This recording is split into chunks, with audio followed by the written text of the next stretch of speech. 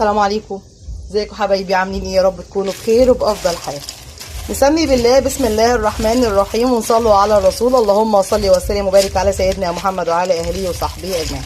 النهارده ولا هنعمل ولا فراخ ولا لحمه، هنعمل النهارده شويه مكرونه محمره وشويه بطاطس محمره على قدنا، يوم كده وتلاتة كده.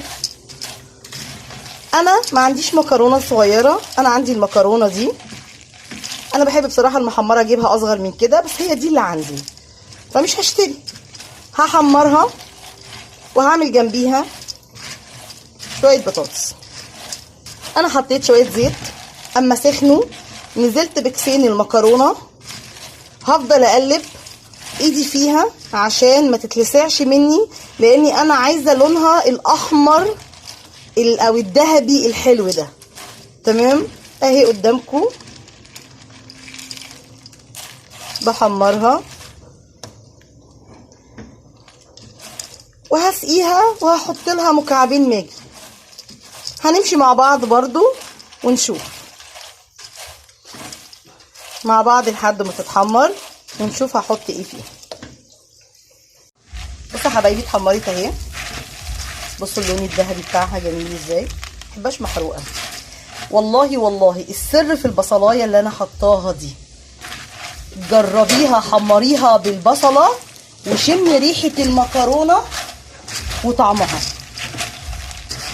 انا من زمان وانا بعملها كده، بصلايه تتحط صغيره وحمرها بيها، شمي المكرونه، وبعد كده لما تسقيها وتاكليها دوقي طعم البصلايه عامله ايه فيها.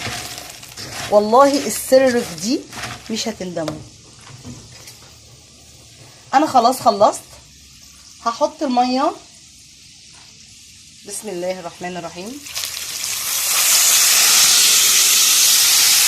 بس الكاميرا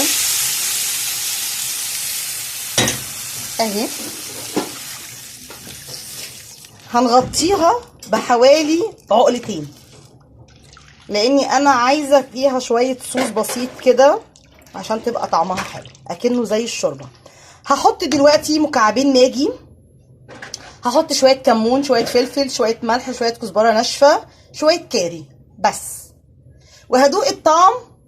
ولما الاقي ان الملح بتاعها مظبوط وبدات ان هي تتشرب الشوربه بتاعتها او الميه، هوطي عليها. يلا بقى نروح نحمر البطاطس عشان نشوف شويه المكرونه وشويه البطاطس اللي احنا عملناهم ونحمد ربنا عليهم. بصوا يا حبايبي، انا خلاص اهو ولعت على المكرونه. هقطع بسرعه كام بطاطسايه كده نحمرها مع بعض. اقول لكم على طريقه حلوه وسهله. انا بقطع البطاطسايه كلها مره واحده وباجي من طرفها واتحكم فيها واقطعها، مفيش وقت بقى. اهي زي ما تيجي كام طرنشه معاكي وتكملي، تطلع معاكي حلوه قوي على فكره. اذا كانت كبيره او صغيره هتتظبط معاكي. طبعا انا بيحبوها بصراحه اجيبها من الجنب عشان تبقى كبيره او طويله.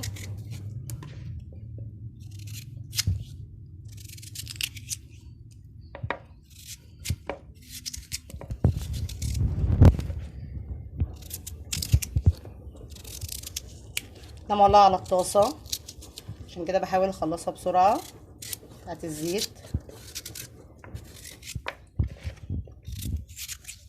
دي بطاطس تحمير تعجبكم قوي ان شاء الله يعني.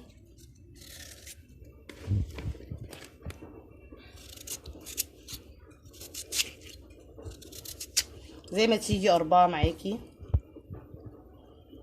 دي انا مش عاجباني الحته دي. بصي سهله ازاي.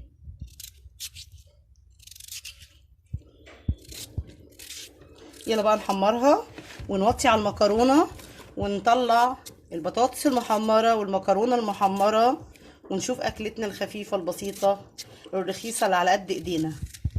يلا، ده كان غدانا النهارده، خلصناه.